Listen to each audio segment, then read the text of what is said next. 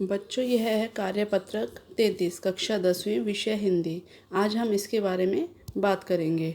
यह जो कार्यपत्रक आपको दिया गया है इस बार, इस कार्यपत्रक में ये कहा गया है कि इस सप्ताह की शुरुआत एक महत्वपूर्ण दिवस के साथ हुई है।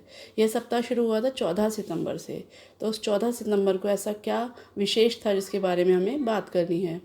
आपको उस दिवस का नाम पहचान कर लिखना है। आप इसे अपने रचनात्मक अंदाज में लिखने का प्रयास करें। रचनात्मक अंदाज में मतलब कि आप जो भी इसमें लिखना चाहें, जो भी इसमें कहना चाहें, अपनी एक मौलिकता का प्रयोग करते हुए इसे लिखें।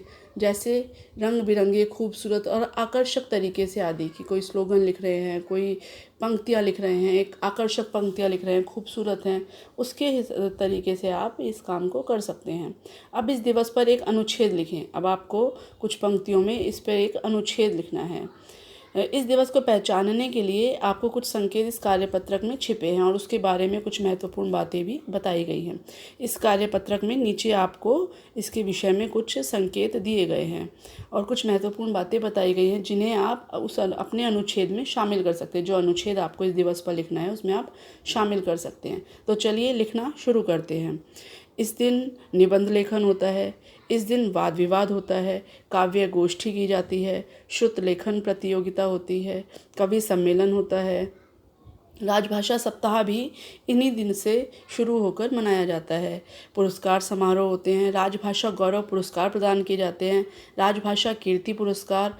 सन 1949 में इस दिन यह निर्णय लिया गया, जो भारतीय संविधान के भाग 17 के अध्याय के अनुच्छेद 343 में वर्णित है। अब आप सब समझ ही गए होंगे कि हम किसकी बात कर रहे हैं। 14 सितंबर को हम हिंदी दिवस के रूप में मनाते हैं। 14 सितंबर को हम हिंदी दिवस इसलिए मनाते हैं कि 14 सितंबर 1949 को संविधान में हिंदी को राजभाषा का दर्जा दिया गया। संविधान में जब हिंदी को राजभाषा का दर्जा दिया गया तब हमारे मन में एक प्रश्न आएगा कि भाई हम जो है कहते हैं हिंदी राष्ट्रभाषा है। एक तरफ हम कह रहे हैं 14 सितंबर को उसे राजभाषा का दर्जा दिया गया, संविधान द्वारा राजभाषा के रूप में स्वीकार की गई। तो राजभाषा जो होती है वह भाषा होती है जिसे संविधान द्वारा स्वीकृति प्रदान की जाती है, जिसे हमारा संविधान स्वीकार करता है कि ये हमारी राजभाषा होगी। और राष्ट्रभाषा उस भाषा को राष्ट्रभाषा कहते हैं हम उस भाषा को जो कि देश के विस्तृत भूभाग में बोले जाने वाली भाषा, जिसे हम देश के विस्तृत भूभाग में बोलते हैं, उस भाषा को हम कहते हैं राष्ट्रभाषा। अब ये जो हिंदी है, ये हिंदी हमारी बहुत से लोगों की मातृभाषा भी है, ये हमारी राष्ट्रभाषा भी है और यह हमारी राजभाषा भी है। भारतीय संविधान में यानी हमारे देश के संविधान में, भारत के संविधान में इसे भाग 17 के अनुच्छेद 343 में वर्णित इसे किया गया है। कौन से अनुच्छेद में? भाग 17 अनुच्छेद 343(1) में इसका वर्णन किया गया है कि हिंदी हमारे देश की राजभाषा होगी।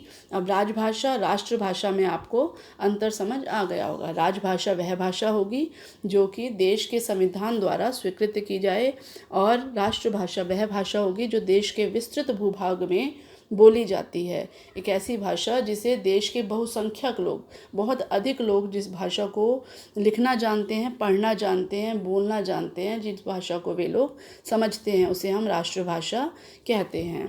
तो हिंदी हमारी राजभाषा भी है और हमारी राष्ट्रभाषा भी है।